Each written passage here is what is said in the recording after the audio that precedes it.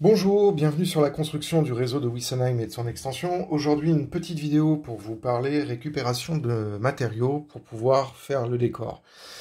On peut bien évidemment acheter dans le commerce des sables et du gravier.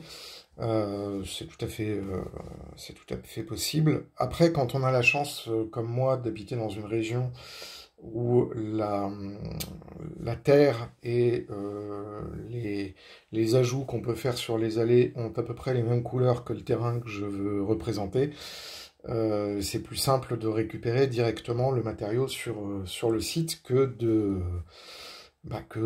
d'acheter à un prix exorbitant.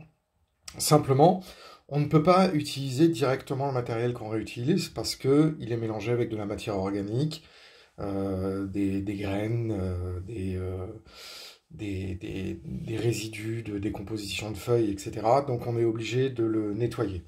Donc là, je vous montre un peu la méthode rapidement, je vous l'explique, je vais vous montrer comment je fais au départ et le résultat.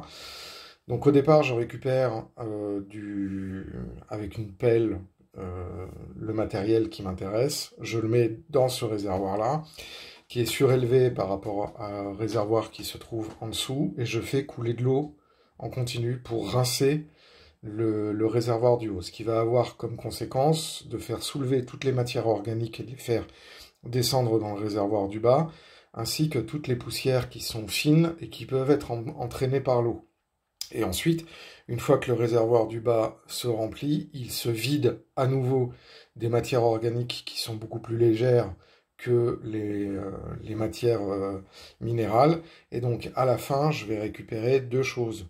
D'une part, un gravier qui aura été lavé, auquel je vais pouvoir enlever les plus gros cailloux qui ont des calibres supérieurs. Et ensuite, je vais récupérer un sable qui va être beaucoup plus fin et qui va être parfait pour pouvoir faire notamment les bases du terrain et aussi les différents chemins de terre qu'on peut montrer sur les talus et sur le bord des voies. Après, on pourrait augmenter le dispositif et mettre un troisième récipient pour récupérer les poussières encore plus fines et faire ce qu'on appelle une décantation.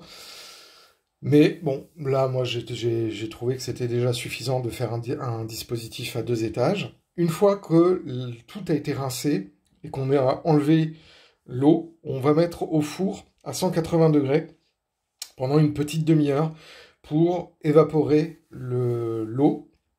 Et ensuite, on va pouvoir, avec ce qu'on a récupéré au-dessus, passer au tamis et récupérer ce qui aurait été non soulevé par l'eau dans le premier réservoir, et donc ainsi n'avoir que du gros calibre par rapport à ce qui est passé au tamis, et de garder ce qui était resté au fond du réservoir, malgré le fait que tout ça a été lavé.